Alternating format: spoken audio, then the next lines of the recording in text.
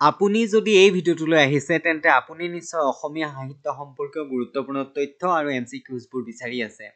আৰু আপুনি এই ভিডিওটোত নিশ্চয়কৈ অসমীয়া সাহিত্য সম্পৰ্কীয় তথ্য আৰু MCQs কিছুমান লাভ কৰিবই। নমস্কাৰ, সকলোকে স্বাগতম জনাইছো মোৰ YouTube চেনেলটোলৈ। আশা কৰোঁ সকলো ভালে আছে। আগন্তুক অসম চৰকাৰৰ দ্বাৰা অনুষ্ঠিত হ'বলগীয়া গ্ৰেজুৱেট টিচাৰ আৰু পোষ্ট গ্ৰেজুৱেট টিচাৰ টেট কাম ৰিক্ৰুইটমেণ্ট এক্সামৰ আপোনালোকৰ সুবিধা হোৱাকৈ লগতে আগন্তুক অসম চৰকাৰৰ দ্বাৰা অনুষ্ঠিত হ'বলগীয়া বিভিন্ন ধৰণৰ প্ৰতিযোগিতামূলক পৰীক্ষা আৰু চৰকাৰী চাকৰি পৰীক্ষাৰ সুবিধা হোৱাকৈ কেইটামান MCQs আপোনালোকৰ বাবে যুগুতাই আনিলোঁ। আৰু অসম সাহিত্য সম্পৰ্কীয় এইটো হৈছে প্ৰথমটো ভিডিঅ' অৰ্থাৎ পাৰ্ট 1। গতিকে পলম নকৰি আজিৰ ভিডিঅ'টো আৰম্ভ কৰোঁ বলক। Assamese literature. এতিয়া অসমীয়া সাহিত্যৰ সৃষ্টিৰাজি সম্পৰ্কে যদি আমি চাবলৈ যাওঁ, ইয়াৰ অতীত বুৰঞ্জী বহুত দীঘলীয়া আৰু অসমীয়া ভাষা এদিনত সৃষ্টি হোৱা নাই বা অসমীয়া সাহিত্য এদিনত বা এটা ৰাতিৰ ভিতৰত সৃষ্টি হোৱা নাই। ই ক্ৰমান্বয়ে বহুত বাধা বিঘিনিৰ মাজেৰে অতিক্ৰম কৰি আহি আজিৰ পৰ্যায় পাইছেহি। আৰু বৰ্তমান অসমীয়া সাহিত্যক আমি বা অসমীয়া ভাষাটোক আমি কি হিচাপে জানো, যে ধ্ৰুপদী ভাষা হিচাপে জানো, কাৰণ ই ধ্ৰুপদী ভাষাৰ স্বীকৃতি লাভ কৰিছে, আমাৰ বাবে গৌৰৱৰ কথা। গতিকে অসমীয়া সাহিত্য কিমান পুৰণি এয়া আমি অনুমান নিশ্চয় কৰিব পাৰিছোঁ। গতিকে অসমীয়া সাহিত্যৰ আজি যেতিয়া আমি পঢ়িবলৈ যাম বা আমি বিচাৰ কৰিম, তেতিয়া অসমীয়া সাহিত্যক আমি প্ৰধানকৈ তিনিটা ভাগত ভাগ কৰি ল'ম। এতিয়া এই ভাগবোৰ বিভিন্ন সময়ত বিভিন্ন পণ্ডিতে এই ভাগবোৰক বেলেগ বেলেগ ধৰণে ভগাই লৈছিল আৰু তেওঁলোকৰ ভিতৰত আমাৰ সকলোৰে পৰিচিত বা চিনাকি ডক্টৰ বাণীকান্ত কাকতিদেৱ, তাৰপিছত হেমচন্দ্ৰ গোস্বামীদেৱ ইত্যাদি, মহেশ্বৰ নেওগ, এওঁলোকে অসমীয়া সাহিত্যৰাজিক বিভিন্ন ধৰণে তেওঁলোকে ভাগ কৰি লৈছিল। যেনে এই ভাগবোৰৰ ভিতৰত প্ৰি শংকৰী লিটাৰেচাৰ বা প্ৰাক শংকৰী যুগৰ সাহিত্য, তাৰপিছত শংকৰী যুগৰ সাহিত্য বা শংকৰী যুগৰ পিছৰ সাহিত্য ইত্যাদি ভাগত ভাগ কৰি লৈছিল। আকৌ মিছনেৰী যুগৰ সাহিত্য, এনেকৈ তেওঁলোকে ভাগ কৰি লৈছিল। গতিকে আমি থুলমূলকৈ অসমীয়া সাহিত্যৰ ভাগবোৰ জানি লোৱা হওক। অসমীয়া সাহিত্যক আমি প্ৰথমতে এনচিয়েণ্ট আছামিজ লিটাৰেচাৰ বা পুৰণি অসমীয়া সাহিত্য যিবোৰ আছিলে সেইবোৰক আমি পঢ়িব লাগিব। আৰু এই পুৰণি অসমীয়া সাহিত্যখিনি 950 ADৰ পৰা 1300 ADলৈকে চলিছিল বা তেতিয়া আছিলে। তাৰপিছত পুৰণি অসমীয়া সাহিত্য বুলি কওঁতে আমি এইখিনিতে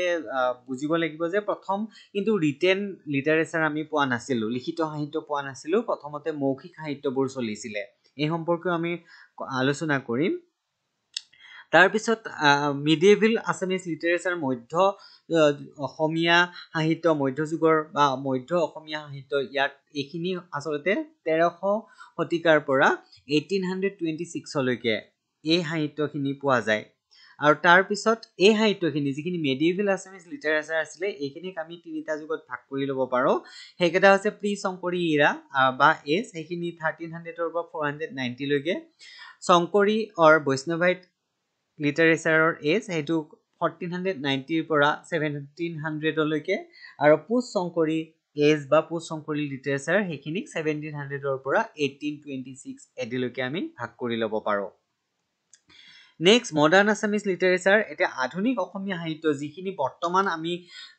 পাই আছোঁ, সেইখিনি ক'ৰ পৰা আৰম্ভ হৈছে? সেইখিনি আৰম্ভ হৈছে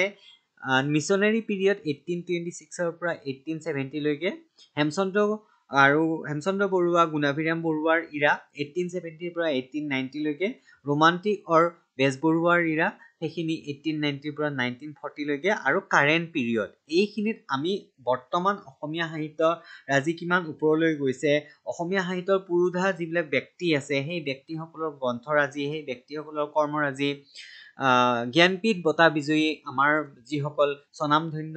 লেখক আছিলে, ঔপন্যাসিক আছিলে, সেইবোৰৰ কথা আমি পঢ়িম এই কাৰেণ্ট পিৰিয়ডৰ আছামিজ লিটাৰেচাৰ সম্পৰ্কে। গতিকে থুলমূলকৈ অসমীয়া সাহিত্যৰাজিক যদি আমি ভাগ কৰি লওঁ, তেতিয়াহ'লে এই তিনিটা ভাগত ভাগ কৰি ল'ব পাৰিম, যে এনচিয়েণ্ট, মিডিয়েভেল আৰু মডাৰ্ণ আছামিজ লিটাৰেচাৰ। গতিকে এইখিনি আমি অকণমান চাই লওঁ। এনচিয়েন্ট যিখিনি লিটাৰেচাৰ আছিলে সেইখিনিক আমি প্ৰধানকৈ মেইনলি আমি মৌখিক সাহিত্য বুলি ধৰি লওঁ, অৰেল লিটাৰেচাৰ বা ভাৰ্বেল। এই মৌখিক সাহিত্যবোৰ বেচিকেলি মুখে মুখে প্ৰচলিত আছিলে, আৰু সেই মুখে মুখে প্ৰচলিত গীতবোৰ বা মুখে মুখে প্ৰচলিত কিছুমান বচন বা কিছুমান মন্ত্ৰ এইবোৰ আছিলে, আৰু সেইবোৰ প্ৰধানকৈ লোকগীত বুলি কোৱা হৈছিলে, লাইক বিয়ানাম, আইনামবোৰ আচলতে এপিচমেণ্ট চং কিছুমান, যেনে নিচুকনি গীত আছিলে, সেই গীতবোৰো মৌখিক সাহিত্যৰ ভিতৰতে পৰিব বা লোকগীতৰ ভিতৰত পৰিব। তাৰপিছত আছিলে ডাকৰ বচন, ফকৰা যোজনা, মন্ত্ৰ, সাঁথৰ, সাধু কথা, এইবোৰো মৌখিক সাহিত্যৰ অন্তৰ্গত। এতিয়া ডাকৰ বচন, বিভিন্ন ধৰণৰ ডাকৰ বচন আছে, আৰু ফকৰা যোজনা বহুতো সময়ত বিভিন্ন ধৰণৰ আমি ব্যৱহাৰ কৰোঁ আমাৰ কথা বতৰাবিলাকত। মন্ত্ৰ, অসম বহুত আগৰ পৰাই তন্ত্ৰ মন্ত্ৰৰ ৰাজ্য বুলি আমি পৰিচিত, গতিকে সেইটো, আৰু সাঁথৰ ভাঙা যে আমি কৰোঁ, সেইবোৰ সাধু কথা, বিভিন্ন ধৰণৰ ৰজা মহাৰাজাৰ কাহিনী, বেউলা লক্ষীন্দৰৰ সাধু কথা, এইবিলাক প্ৰচলিত, মুখে মুখে প্ৰচলিত আছিলে, আৰু সেইকাৰণে এইবোৰক মৌখিক সাহিত্য বুলি ধৰা হয়। এই মৌখিক সাহিত্যৰ পিছত আমি ৰিটেন কিছুমান লিটাৰেচাৰ দেখিবলৈ পাওঁ, আৰু এই যিবিলাক লিখিত সাহিত্য আছিলে, এই লিখিত সাহিত্যবিলাকৰ একেবাৰে প্ৰথম যিখিনি আমি পাওঁ, আমাৰ প্ৰমাণ পাওঁ, সেইবোৰ হৈছে চৰ্যাপদ। আৰু সেইকাৰণে চৰ্যাপদ হৈছে দ্য ফাৰ্ষ্ট ৰিটেন লিটাৰেচাৰ, আৰু ইয়াতে 47টা ভাৰ্চেছ পাওঁ, আৰু সেইবিলাকক সান্ধ্য ভাষা বুলিও কয়। আচলতে এই চৰ্যাপদৰ যিবিলাক ভাষা আছিলে বা চৰ্যাপদ যিবিলাক গীত ৰচনা কৰিছিলে, সেইবোৰ ইমান ভালকৈ বুজি পোৱা নাযায়, সেইকাৰণে সেইবিলাক সান্ধ্য ভাষা হিচাপে জনা যায়। আৰু এইবোৰ হৈছে চৰ্যাপদবোৰ হৈছে proses containing Buddhist rites and rituals, Buddha ধৰ্মৰ যিবিলাক ৰাইটছ আৰু ৰিচুৱেলছ আছে, সেইবিলাক ইয়াত সন্নিহিত হৈ আছে, চৰ্যাপদত সন্নিহিত হৈ আছে। আৰু এই চৰ্যাপদবোৰ বা চৰ্যা গীতবোৰ বৌদ্ধ গান, বৌদ্ধ দোহা বুলিও জনা যায়। আৰু এইবোৰ কোনে লিখিছিলে? লিখা ব্যক্তিসকল হৈছিলে যে মহাসিদ্ধ অৰ সিদ্ধাচাৰিয়া, তেওঁলোকে লিখিছিলে। আৰু অসমৰ বুলি প্ৰমাণ পোৱা গৈছিলে, তেওঁলোক বিশেষকৈ কামৰূপত আছিল বুলি প্ৰমাণ পোৱা গৈছিলে, আৰু সেইকাৰণে আমি দাবী কৰিব পাৰোঁ যে they ৱেৰ also' belong from Assam, আৰু তেওঁলোক আছিলে লুইপাট অৰ মৎস্যেন্দ্ৰনাথ আৰু চাৰাহাপাত, এওঁলোক আছিলে অসমৰ, এওঁলোকেও চৰ্যাপদ ৰচনা কৰিছিলে। আৰু এই চৰ্যাপদ যিসকলে ৰচনা কৰিছিল, তেওঁলোকক আমি মেইনলি 23rd জন, 23 জনক আমি পাওঁ, আৰু সেইখিনি আমি মনত ৰাখিবলগীয়া কথা। এই চৰ্যাপদ সম্পৰ্কে ইয়াৰ আগৰ পৰীক্ষাবোৰত কিন্তু প্ৰশ্ন অহা দেখা গৈছে, গতিকে ভৱিষ্যতে হয়তো এইবোৰৰ ওপৰত আৰু প্ৰশ্ন আহিব পাৰে, গতিকে আপোনালোকে এইখিনি ভালকৈ মনত ৰাখিব, লাগিলে আপোনালোকে স্ক্ৰীনশ্বট মাৰি থ'ব। নেক্সট, এইবাৰ আমি চাই লওঁ প্ৰি শংকৰী এজৰ সাহিত্য কৰ্মৰাজি। প্ৰি শংকৰী এজ মানে নামটোতে আমি বুজি পাইছোঁ যে প্ৰাক শংকৰী যুগ, অৰ্থাৎ শংকৰদেৱৰ আগৰখিনি। শংকৰদেৱে যেতিয়া সাহিত্য ৰচনা কৰিছিল, তেওঁৰ আগৰ সাহিত্যিকবোৰ কোন আছিলে আৰু তেওঁলোকৰ ৰচনাৰাজি কি আছিলে আমি জানিব লাগিব। এতিয়া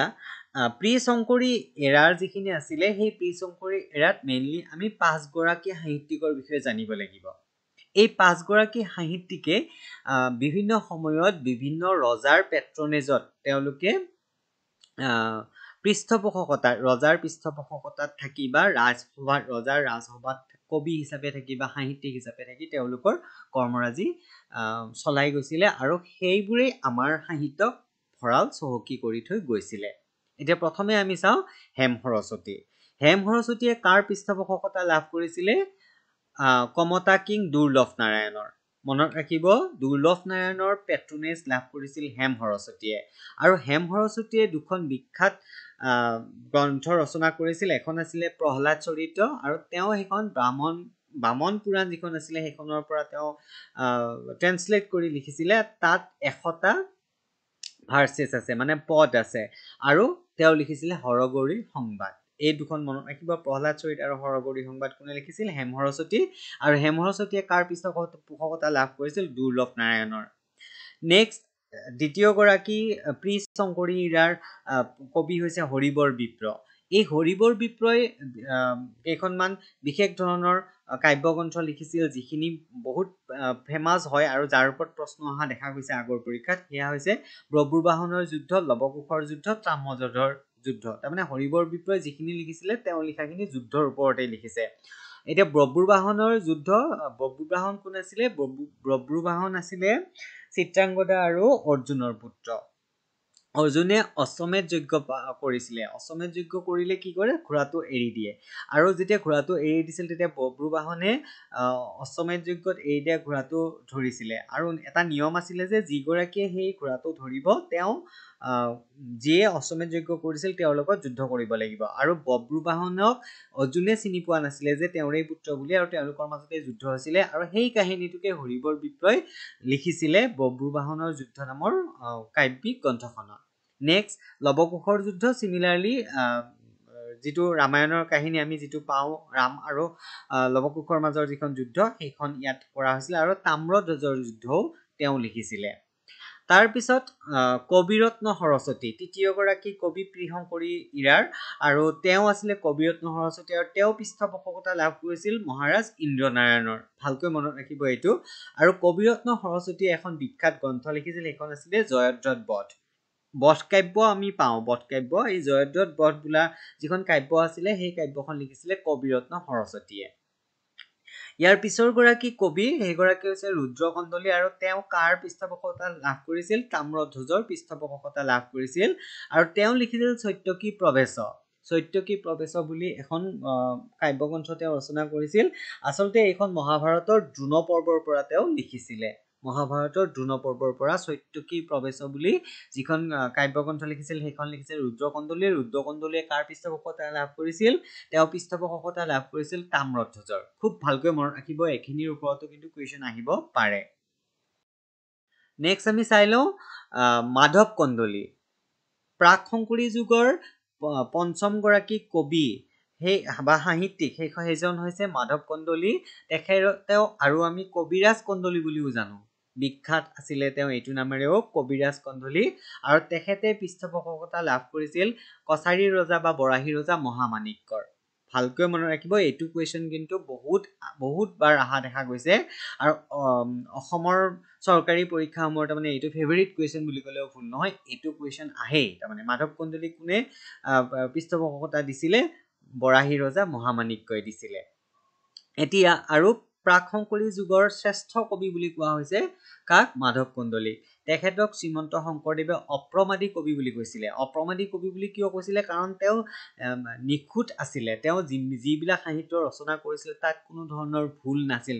আৰু অপ্ৰমাদী মানে হৈছে যে এৰৰলেছ কোনো ধৰণৰ ভুল নাই ইমান ভালকৈ তেওঁ এক্সপ্লেইন কৰিছিলে বৰ্ণনা কৰিছিলে য'ত কোনো ভুল ওলাবই নোৱাৰি আৰু সেইকাৰণে শংকৰদেৱে মাধৱ কন্দলীক কি আখ্যা দিছিলে অপ্ৰমাদী কবি আখ্যা দিছিলে তেখেতৰ আৰু এটা নাম হৈছে কবিৰাজ কন্দলী আৰু তেখেতে বৰাহী ৰজা মহামাণিক্যৰ পৃষ্ঠপোষকতা লাভ কৰিছিল তেওঁৰ ৰচনাৰাজি চাই লওঁ আমি হি ট্ৰেন্সলেটেড ৰামায়ণ যিখনক সপ্তকাণ্ড ৰামায়ণ বুলি কোৱা হয় অৰ্থাৎ ৰামায়ণখনৰ 7টা কাণ্ড লিখিছিলে কিন্তু বিভিন্ন কাৰণত আমি প্ৰথম কাণ্ডটো আৰু শেষৰ কাণ্ডটো নাপাওঁ পৰৱৰ্তী সময়ত শংকৰদেৱ আৰু মাধৱদেৱে আদি কাণ্ড আৰু উত্তৰকাণ্ড ৰচনা কৰিছিলে আৰু এই সপ্তকাণ্ড ৰামায়ণখন হৈছে second translation into regional languages আঞ্চলিক ভাষাত যিখিনি অনুবাদ কৰা গ্ৰন্থ আছিলে সেইখন দ্বিতীয়খন গ্ৰন্থ হয় কিন্তু যদি ইণ্ডো আৰিয়ান লেংগুৱেজ বুলি সোধে তেতিয়া কিন্তু এইখন হৈছে প্ৰথমখন ইণ্ডো আৰিয়ান লেংগুৱেজ হিচাপে সপ্তকাণ্ড ৰামায়ণখন মাধৱ কন্দলীয়ে যিখন অনুবাদ কৰিছিলে সেইখন হৈছে প্ৰথম আৰু যদি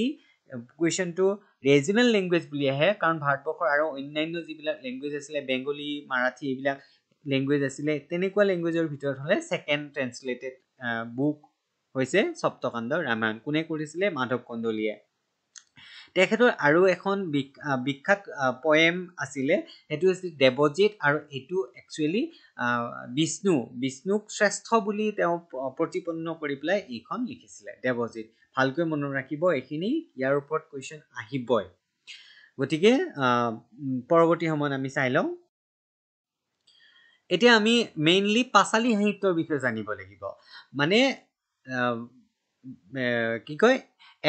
মানে যিটো প্ৰিশংকৰী ইৰা আছিলে সেই প্ৰিশংকৰী ইৰাৰ যিখিনি কাব্য ৰচনা কৰিছিলে বা গ্ৰন্থ ৰচনা কৰিছিলে সেই কবিসকলৰ উপৰিও আন কিছুমান কবি আছিলে যিসকলে শংকৰী এম্বিতৰ পৰা দূৰত আছিলে মানে শংকৰী ষ্টাইলত তেওঁলোকে গ্ৰন্থবোৰ লিখা নাছিলে তেওঁলোকে অকনমান বেলেগ ধৰণে লিখিছিলে আৰু সেই কাৰণে তেওঁলোক আছিলে সেইকাৰণে তেওঁলোকক কোৱা হৈছে যে they were not influence by new Vaishnavite movement মানে নৱবৈষ্ণৱ যি আন্দোলন গঢ়ি উঠিছিলে সেই হেৰিৰ পৰা ভাইবছবোৰৰ পৰা তেওঁলোক দূৰত আছিলে আৰু তেওঁলোকে যিবোৰ সাহিত্য ৰচনা কৰিছিলে সেইখিনি পাঁচালী সাহিত্য হিচাপে আমি জানো বা পাঞ্চালী সাহিত্য হিচাপে জানো আৰু মেইনলি তেওঁলোকে এই সাহিত্যখিনি মনসা দেৱীৰ ওপৰত বা মহাকাব্য ৰামায়ণ আৰু মহাভাৰতৰ ওপৰত তেওঁলোকে এইখিনি লিখিছিলে কিন্তু different from the new Vaishnavite literature তেওঁলোকৰ সেই এম্বিটটোলৈ নাহিছিল মানে তেওঁলোকৰ গ্ৰন্থৰাজি আৰু পাঁচালী সাহিত্যৰ আমি 5গৰাকী কবিৰ বিষয়ে বা 5গৰাকী লিটাৰেচাৰৰ বিষয়ে আমি জানিব লাগিব এতিয়া অকনমান জানি লওঁ ক'লোৱে যে not influence by new Vaishnavite movement লগতে এওঁলোকে যিবিলাক পাঁচালী গীত ৰচনা কৰিছিলে সেইবোৰ বেচিকেলি দুই ধৰণৰ আছিলে এটা আছিলে মহাকাব্য পাঁচালী য'ত মহাভাৰত আৰু ৰামায়ণৰ কাহিনী লিখিছিল আৰু আনটো আছিলে বিশ্বহৰি পাঁচালী সেইটো আছিলে মনসা দেৱীক বা বেউলা লক্ষীন্দৰৰ কাহিনীবোৰ লৈ পেলাই এতিয়া ক'লোৱে অলৰেডি যে বিশ্বহৰি পাঁচালী যিখন মনসা উৰচিপৰ পয়েমছ হিচাপে বিখ্যাত আৰু তেওঁ এই যিবিলাক মনসাৰ পাঁচালী লিখিছিলে তেওঁলোকৰ ভিতৰত প্ৰথমগৰাকী কবি আছিলে মনকৰ আৰু মনকৰে লিখা বিখ্যাত গ্ৰন্থখনৰ আছিলে মনসা পুৰাণ দ্বিতীয়গৰাকী কবি আছিলে দুৰ্গাবৰ কায়স্থ তেখেত নীলাচল পাহাৰত আছিলে কোচ কিং বিশ্বসিংহৰ দিনত আছিলে আৰু তেখেতে দুখন বিখ্যাত গ্ৰন্থ ৰচনা কৰিছিল বেউলা উপাখ্যান আৰু গীতি ৰামায়ণ ভালকৈ মনত ৰাখিব বেউলা উপাখ্যান আৰু গীতি ৰামায়ণ কোনে লিখিছিলে দুৰ্গাবৰ কায়স্থ ক'ত আছিলে নীলাচল পাহাৰত আৰু কাৰ দিনত আছিলে বিশ্বসিংহৰ দিনত তাৰ পৰৱৰ্তী যিগৰাকী কবি আছিলে তেওঁ আছিলে সুকবি নাৰায়ণ দেৱ নাম হৈছে সুকবি নাৰায়ণ দেৱ আৰু তেওঁ লিখিছিল পদ্মপুৰাণ আৰু ধৰ্মনাৰায়ণৰ দিনত লিখিছিল আৰু ধৰ্মনাৰায়ণ আছিলে দৰঙী ৰজা এই দৰঙী ৰজা ধৰ্মনাৰায়ণৰ দিনত যি পদ্মপুৰাণ লিখিছিল পদ্মপুৰাণখন পদ্ম বা পদ্মাপুৰাণ এই পুৰাণখনৰ যিবোৰ গীত আছিলে সেই গীতবোৰক চুকনানী বুলি জনা যায় যিখিনি আমি পৰৱৰ্তী সময়ত এতিয়া বৰ্তমান আমি যিবোৰ দৰঙত প্ৰচলিত ওজাপালি আছে সেই ওজাপালিত চুকনানী ওজাই পৰিৱেশন কৰে এই গীতবোৰ আচলতে ওজাপালি লোকনৃত্য হয় লোকগীতো হয় কাৰণ ইয়াত নৃত্যৰ জৰিয়তে যিবোৰ মনসা দেৱী বা বেউলা লক্ষীন্দৰৰ কাহিনী আছে সেইবোৰ তেওঁলোকে এক্সপ্লেইন কৰে আৰু সেইবোৰ তেওঁলোকে পৰিৱেশন কৰে আৰু গায় সেইকাৰণে হুকনানী দৰঙী ৰজা ধৰ্মনাৰায়ণৰ দিনত পদ্মপুৰাণ যিখন লিখিছিল সুকবি নাৰায়ণ দেৱে সেই সুকবি নাৰায়ণ দেৱে লিখা পদ্মপুৰাণৰ যিবিলাক গীত আছিলে সেইখিনিকে চুকনানী হিচাপেও জনা যায় ভালকৈ মনত ৰাখিব এইখিনি নেক্সট পীতাম্বৰ দ্বিজে লিখিছিল উষা পৰিণয় মাৰ্কণ্ডেয় চণ্ডী দশম স্কন্ধ ভাগৱতৰ দশম স্কন্ধ আৰু লগতে নল দময়ন্তী আৰু উষা পৰিণয় এই দুটাৰ কুৱেশ্যন কিন্তু আগৰ পৰীক্ষাসমূহত অহা দেখা গৈছে কোনে লিখিছিল পীতাম্বৰ দ্বিজয় বাকীখিনি মনত ৰাখিব উষা পৰিণয় মাৰ্কণ্ডেয় চণ্ডী দশম স্কন্ধ ভাগৱত আৰু নল দময়ন্তী তাৰপিছতে শেষৰ গৰাকী কবি পাঁচালী সাহিত্যৰ প্ৰভাৱত যি পৰিছিল তেওঁ আছিলে ষষ্ঠীবৰ আৰু তেওঁ লিখিছিলে মনসা পুৰাণ লিখিছিলে মনকৰেও লিখিছিলে আৰু ষষ্ঠীবৰেও লিখিছিলে গতিকে এই 5গৰাকী কবিৰ বিষয়ে আমি মনত ৰাখিব লাগিব এওঁলোক কিন্তু শংকৰী ষ্টাইলৰ পৰা দূৰত আছিলে অৰ্থাৎ নিউ বৈষ্ণৱাইট মুভমেণ্টই এওঁলোকক কোনো ধৰণৰ ইনফ্লুৱেঞ্চ কৰিব পৰা নাছিল আৰু এওঁলোকে কি লিখিছিলে মহাকাব্য পুৰাণ পাঁচালী লিখিছিলে আৰু বিশ্বহৰি পাঁচালী লিখিছিলে আৰু এই বিশ্বহৰি পাঁচালী আৰু মহাকাব্য পুৰাণৰ পাঁচালীৰ ওপৰত বেছ কৰিয়েই দৰং জিলাত বৰ্তমানেও ওজাপালি প্ৰচলিত হৈ আছে আৰু এই ওজাপালি দুই ধৰণৰ বুলি আমি জানো এটা হৈছে হুকনানী ওজা আৰু আনটো হৈছে বিয়াহৰ ওজা হুকনানী ওজাই মনসা দেৱীয়ে তুতিৰ কাৰণে কৰে আৰু বিয়াহৰ ওজা যি আছে তেওঁলোকে মহাকাব্য যিবিলাক পাঁচালী আছিলে মহাভাৰত আৰু ৰামায়ণৰ কাহিনীবোৰ তেওঁলোকে পৰিৱেশন কৰে এইখিনি ভালকে মনত ৰাখিব ইয়াৰ ওপৰতো যথেষ্ট পৰিমাণৰ কুৱেশ্যন অহাৰ চান্স আছে এতিয়া আমি আজিৰ কেইটামান গুৰুত্বপূৰ্ণ MCQ লৈ আহোঁ প্ৰথমটো প্ৰশ্ন লৈছো find out the correct statement about Charyapada সম্পৰ্কে কাৰেক্ট ষ্টেটমেণ্ট কোনটো সোধা হৈছে অপশ্যনবোৰ হৈছে option A they were written between the 8th to 12th centuries by 23rd Siddhacharya of the Sahajana doctrine of Mahayana Buddhism Mahayana বুদ্ধসকলৰ যি মহাযানপন্থী আছিলে তেওঁলোকৰ 23 গৰাকী সিদ্ধাচাৰ্যাই 8 পৰা 12 শতিকাৰ ভিতৰত এই চৰ্যাপদবোৰ লিখিছিল বুলি কৈছে অপচন বিত কৈছে the first literary representation of the Assamese language during its development আৰু অসমীয়া সাহিত্যৰ প্ৰথমটো সাহিত্যিক প্ৰতিদৰ্শন বুলি কোৱা হৈছে চৰ্যাপদসমূহক লগতে অপচন চিত কৈছে যে in 1907 Mahopadhyay Haraprasad Shastri discovered a palm leaf manuscript of the Charyapada in royal court Nepal নেপালৰ ৰাজ সভাত কোনে লাভ কৰিছিলে হৰপ্ৰসাদ শাস্ত্ৰীয়ে 1907 চনত ইয়াৰে এটা মেনুস্ক্ৰিপ্ট লাভ কৰিছিলে চৰ্যাপদৰ মেনুস্ক্ৰিপ্ট এটা লাভ কৰিছিল বা ডিস্কভাৰ কৰিছিল বুলি আমি পাওঁ অপচন সি এইটো কথা কৈছে আৰু অপচন ডি কৈছে যে অল আৰ কাৰেক্ট যদি আমি এই গোটেই কেইটা ষ্টেটমেন্ট কাৰেক্টলি ভালকে আমি যদি চাওঁ তেতিয়াহ'লে গম পাম যে এ বি সি তিনিওটাই কাৰেক্ট হয় so answer is D all R correct ভালকে মনত ৰাখিব এইটো ইয়াৰ ওপৰত বেলেগ বেলেগ ধৰণৰ প্ৰশ্ন আহিব পাৰে চৰ্যাপদ সম্পৰ্কে next question number 2 who among the following is not belonging to pre-Shankari era প্ৰাক-শংকৰী যুগৰ কবিসকলৰ ভিতৰত তলৰ কোন গৰাকী নপৰে অপচনবোৰ হৈছে Hema Saraswati option B Haribar Bipra option সি মনকৰ আৰু অপচন ডি কবিৰত্ন সৰস্বতী গতিকে আমি অলৰেডি ডিসকাস কৰিছোৱে মনকৰ প্ৰি-শংকৰী ইৰাত নপৰে তেওঁ পাঁচালী সাহিত্যত পৰে so option C is correct here next Question number 3 match the following correctly তলত দিয়া সমূহ correctly match কৰিব কৈছে 1ত কৈছে যে হেম সৰস্বতী আৰু তেওঁ ইন্দ্ৰনাৰায়ণৰ পৃষ্ঠপোষকতা লাভ কৰা বুলি কৈছে মাধৱ কন্দলী দুৰ্লভ নাৰায়ণৰ আৰু কবিৰত্ন সৰস্বতী মহামাণিক্যৰ বুলি কৈছে যদি আমি এই গুটেই কেইটা চাওঁ তেতিয়া হলে আমি গম পাম যে কোনটো অপচন কাৰেক্ট হ'ব ইয়াৰে অপচন বি টো কাৰেক্ট হ'ব কাৰণ হেম সৰস্বতীয়ে দুৰ্লভ নাৰায়ণৰ পৃষ্ঠপোষকতা লাভ কৰিছিল মাধৱ কন্দলীয়ে মহামাণিক্যৰ পৃষ্ঠপোষকতা লাভ কৰিছিল তাৰমানে 2 নম্বৰটো সি হয় 1 নম্বৰটো বি হয় আৰু 3 নম্বৰটো কবিৰত্ন সৰস্বতীয়ে ইন্দ্ৰনাৰায়ণৰ পৃষ্ঠপোষকতা লাভ কৰিছিল এইখিনি ভালকৈ মনত ৰাখিব আৰু স্ক্ৰিনশ্বট মাৰি থৈ দিব পৰৱৰ্তী প্ৰশ্ন Question number 4 who is popularly known as অপ্ৰমাদী কবি তলৰ কোন গৰাকীক অপ্ৰমাদী কবি বুলি আমি জানো অপচনবোৰ হৈছে option A Hema Saraswati option B মাধৱদেৱ option C Madhav Kandali option D none of this ইয়াৰ শুদ্ধ উত্তৰ হৈছে option number C Madhav Kandali অপ্ৰমাদী কবি হিচাপে জানো আৰু কোনে কৈছিলে শংকৰদেৱে কিয় কৈছিলে কাৰণ তেওঁ নিখুঁতভাৱে লিখিছিলে অপ্ৰমাদী মানে হৈছে ইৰৰলেছ কোনো ধৰণৰ ভুল নাই পৰৱৰ্তী Question number 5 literary work of Hem Saraswati includes Hem Saraswatiয়ে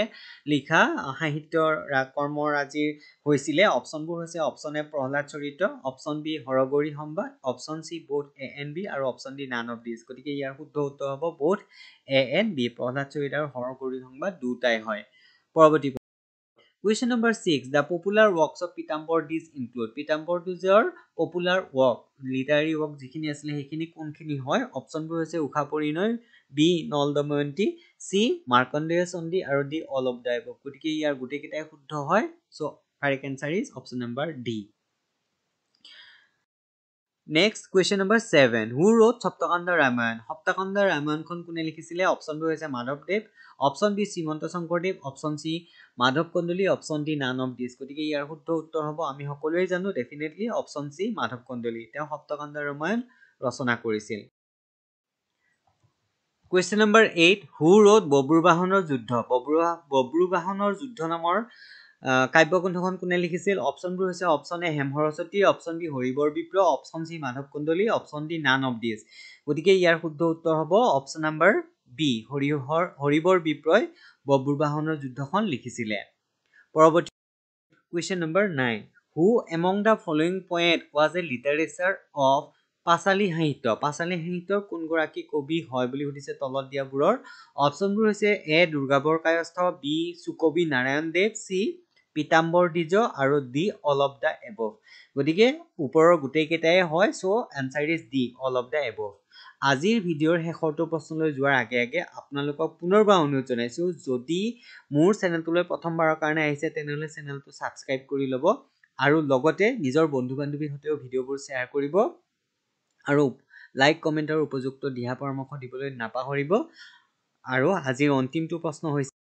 Question number 10 who wrote Jayadrath